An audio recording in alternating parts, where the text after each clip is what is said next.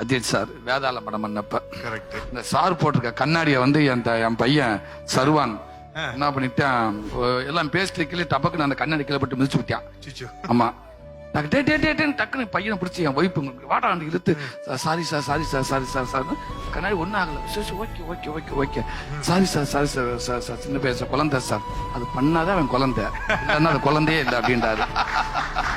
Super. அதனால அது குழந்தை, அதையா இது பண்றீங்க, ப்ளீஸ் ப்ளீஸ் இந்தாடா வச்சுக்கோங்க போடுங்க அப்படின்னு சொல்ல. அது இன்னும் மறக்க முடியாது. அவர்கிட்ட கேட்டிருப்பீங்களா கார் ஓட்ட தெரியுமா உனக்கு அப்படின்ற, கார் ஓட்ட தெரியுமா அப்படின்ற. இந்த படத்துக்கு என்னோட பர்த்டே அன்னைக்கு, என்னோட பிறந்த நாள் வந்துச்சு அன்னைக்கு எங்க வீட்டுல எங்கேயுமே போய் எதுவுமே கேட்டதே இல்லை என்கிட்ட.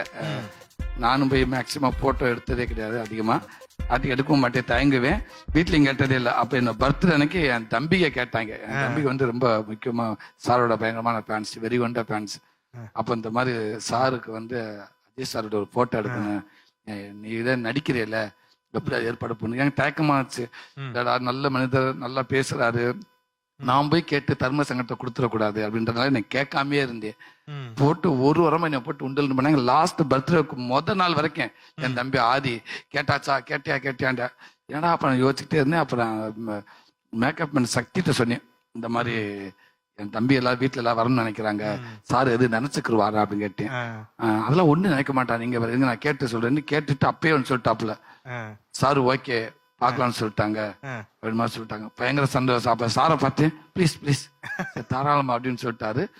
அதுக்கப்புறம் எல்லாத்தையும் ஒட்டுமொத்த பேரும் வந்துட்டாங்க கிளம்பி வந்து சாரை போய் ஏவிஎம் ஸ்டுடியோக்குள்ள இந்த கேரம்ல போய் பார்த்தோம். ரொம்ப ரொம்ப சந்தோஷமா இருந்துச்சு. நிறைய விஷயங்கள் சார் சில விஷயங்கள் சொல்லுவாரு, ரொம்ப சந்தோஷம். சூர்யா அண்ணன், வெற்றிமாறன் அண்ணன், நானு வாடி வாசல் படத்தோட ட்ரெய்லர் ஷூட் பண்ணாங்க. கலைப்புலி தானு சார் வந்து அது ரிலீஸ் பண்ணும்போது இது வந்து ட்ரெய்லரும் கிடையாது, டீசரும் கிடையாது, இது வந்து ஒரு முன்னோட்டம் மாதிரி கூட எப்படியுமே நீங்க எடுத்துக்க முடியாது, டெஸ்ட் ஷூட் மாதிரி தான் பண்ணிருப்பாங்க. ஆனா அதுவே அந்த அளவுக்கு ரியலிஸ்டிக்கா இருந்துச்சு. நீங்க செட்ல அதை பார்க்கும்போது எப்படி இருந்துச்சுன்னா? நான் பாக்குறப்ப தெரிஞ்சு இந்த படம் எவ்வளவு பெரிய படம் ஆக போகுது. அது அந்த அந்த பக்கம் இருக்க மாவட்டங்கள் கொண்டாட போறாங்க, திருவிழா நினைச்சேன் அப்பவுமே. அப்பவே நான் நினைச்சேன் என்ன அது அப்படிதான் இருந்துச்சு. அங்கிருந்து மாடுபிடி வீரர்களும் நிறைய பேர் வந்திருந்தாங்க, எல்லாமே எனக்கு தெரிஞ்சவங்க நிறைய பேர் இருக்காங்க. இந்த லைஃபுக்குள்ள அந்த அந்த வடமஞ்சரட்டு ஜல்லிக்கட்டுக்குள்ள லைஃபுக்குள்ள நானும் இருக்கிறேன். ஸோ எங்க வீட்லயும் மாடு இருக்குது.